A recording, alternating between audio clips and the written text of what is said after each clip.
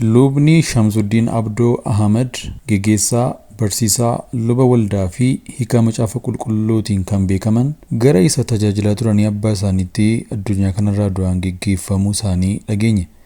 Lubni Shamsuddin Abdoo Ahmad Sadaasa 19 bara 1935 baadiyyaa xiqqoo Surree jedhamtu naannoo Dadar Harargee ba'aa maatii musliimaa keessatti dhalatani.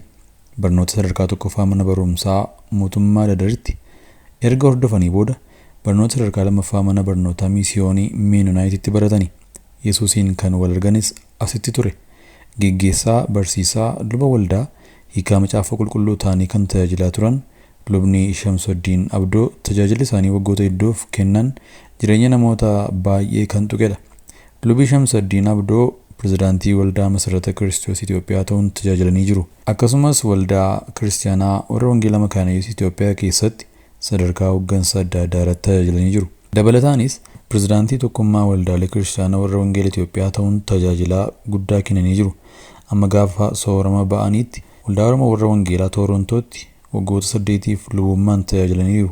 Kana hunda gararraa macaafa qulqulluu gara afaan Oromoo loqoda bahaatti jijjiiruun hojii gatii guddaa itti kennamuu raawwatanii jiru. Hojii guddaan kun waggoota 40 ol isaanitti fudhatee jira. Tajaajilli luba Shamsuddin waldaa kiristaanaa keessatti qofaa kan daangeffame hin turre. Yeroo ulfaataa dhaabbataa akkasii keessatti miseensa ta'uun illee gatii nama kaffalchiisa ture.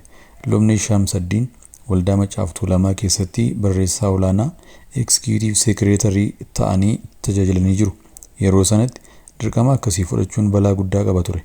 Kana malees dhaabbata Human Rights League of Oromiyaa jedhamu waayiloota isaanii waliin hundeessanii pirezidaantii dhaabbatichaa ta'uudhaan kan tajaajilaa turan si'a ta'an boodarra biyya alaa keessatti dhaabbatichi maqaa Human Rights League of Oromiyaa Horn of Africa jedhuun hojii isaa itti fufee jira. Dhaabbatni kun dhiittaa mirga dhala namaa biyya keenya keessatti raawwatu faana bu'ee hawaasa addunyaaf dhiyeessaa turee jira. Waggaa 11 dura Lubni Shamsuddin wajjin afgaaffii gochuuf carraa argannee turre. Yeroo sanatti kitaaba dhuga ba'iinsaa jireenya isaanii maxxansiisuuf xumuraa turan. Akkasumas hiikaa macaafa qulqulluu bal'aa Bible Commentary waggoota hedduu irratti hojjechaa turan gara xumuraatti akka fidan natti himanii turani. Booda maatii isaanii akka natti himanitti hojii kana milkiin xumuranii dhaabbata Wycliffe itti akka kennan na beeksisanii jiru. Lubni Shamsuddin nama kennaa baay'ee qaban turan. Kennaa qabaniinis utuu hin nuffiin saba isaaniif hojjetanii jiru.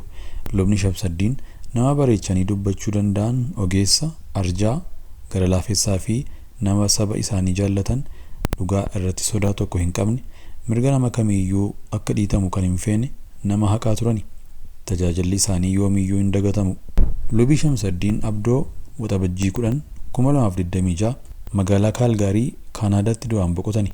Sirni awwaalcha isaanii Juulaay 4 2026 achuma magaalaa Kaalgaarii keessatti akka raawwatu beekuun danda'amee jira. Maatii fi firoottan isaanii akkasumas hawaasa Oromoo maraaf jajjabina, lubbuu isaaniif immoo boqonnaa hawwina. Tamasgeen Lammeessaa ogummaan ogeessa seeraa yoo ta'u, umurii isaa guutuu miseensa waldaa makaana Yesuus ta'ee dabarsee jira.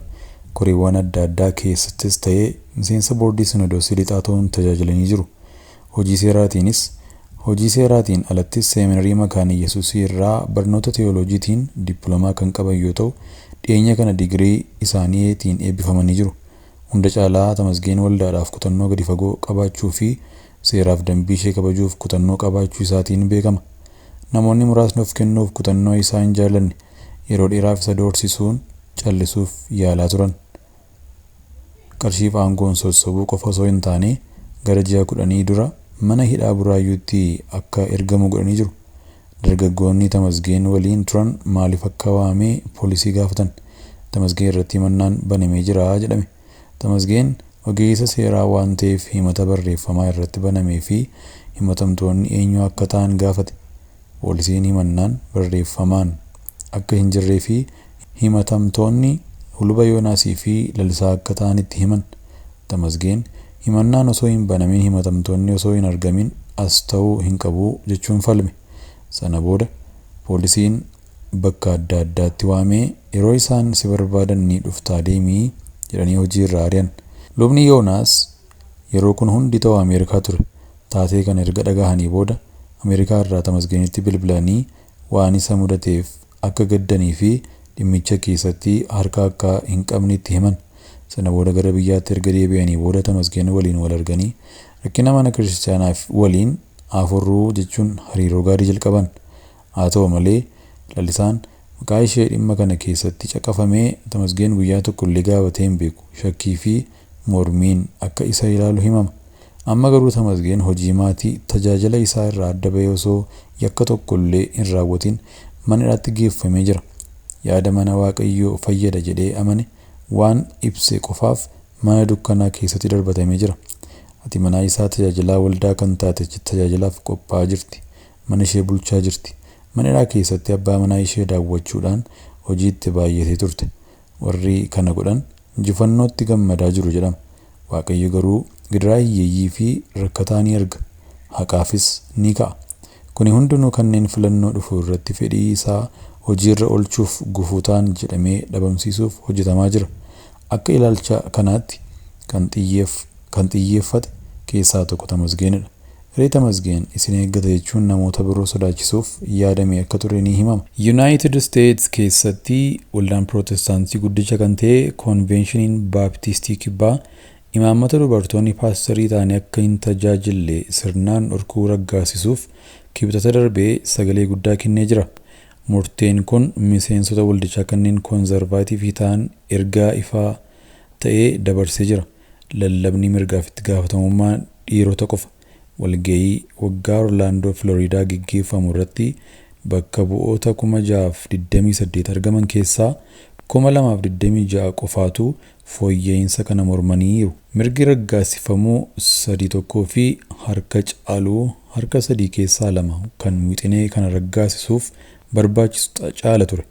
Haa ta'u malee fooyya'insi kun qaama dhaabbataa irra waldichaa ta'uuf bara dhufu walgahii wal fakkaatu irratti sagalee harka 3 keessaa 2 argachuu qaba ture. Pirezidaantiin Seeminarii Teewooloojii Keentaakii kan fooyya'insa kana yaada dhiyeessan Albert Moller murtoon kun ejjennoo waldaan kun dhugaa tokkummaa fi amantii irratti qabu ifatti agarsiisuuf carraa seena qabeessa ta'uu dubbatanii jiru. Warra wangeelaa liberaalotaa fi macaafa qulqulluu gidduutti qoqqoodiinsi guddaan jira. Kunis dhimma kana keessatti ifatti mul'ata. Waldoonni liberaal kanaa sirrii irraa akka jiran ifaadha jedhan. Walgahii kana irratti sagalee mormii fooyya'insa kanaaf kan dhaga'ame Paaster Karooliinaa Kibba Daagmees irraa qofa ture. Walgahii kana irratti sagalee mormii fooyya'insa kanaaf kan dhaga'ame Paasterii Karooliinaa Kibba Daagmees irraa qofa ture. Haa ta'u malee mormiin isaa deeggarsa paasterotaa dubartootaa irratti kan hundaa'e osoo hin taane waldoonni kun duraanuu yaammata waldoota dubartoota paasteroota muudan ari'uu waan qabuuf fooyya'insi heera mootummaa haaraan hin barbaachisu jedhanii amanu ture. Waldaan kun kanaan dura waldoota paasteroota dubartoota qaban ari'ee ture. Waldaan beekamaa Saddleback Church Kaalifoorniyaa dabalatee fooyya'insi haaraan kun waldaan miseensa ta'e kamiyyuu dubartii tokko akka paasterii jaarsi yookaan tajaajiltuu waldaa ta'e akka tajaajiltu akka hin muunne yookaan gorsa akka hin kenne cimsee dhorka. Hooggantoonni waldaa murtoo isaanii kutaalee macaafa qulqulluu tajaajila paasterotaa dhiirota qofaa irratti daangessan waliin wal qabsiisanii jiru. Waldaan tajaajiltoota dubartoota baaptistii waldoota baaptistii adda addaa waliin kan hojjetu murtee kanaan gadda guddaa itti dhaga'amee ibsee jira. Ibsa waldichi kenneen tajaajiltoota dubartoota sagalee kanaan miidhaman dubbii jibbiinsa murtee kana duuba jiru akkasumas hiika teewooloojii miidhaa geessisuu inni bakka bu'u waliin tokkummaadhaan dhaabbanna. Tajaajiltoonni dubartootaa kabajamuu fi waamicha gara Waaqayyootti godhan hordofuuf carraa kennamuufiif malu. Murtoon kun bilisummaa bu'uuraa isaanii irraa mulquun garaan keenya nu cabee jedha. Murtee seena qabeessa kanaan alatti paasteriin Floriidaa Wiilis Raayis filannoo qibxata darbee gaggeeffameen 958 argachuun pirezidaantii haaraa waldaa amantii kanaa ta'uun filatamanii jiru. Raayis hooggantoota koonservaatiif sagalee guddaa dhageessan keessaa tokko yoo ta'u, seera paasteroota dubartoota dhorkuu cimsanii kan deeggaran yoo ta'u, waldaan kun ilaalcha garmalee bilisa ta'e sanyii saalaaf godaansa irratti qabu guddisaa jira jechuun falman.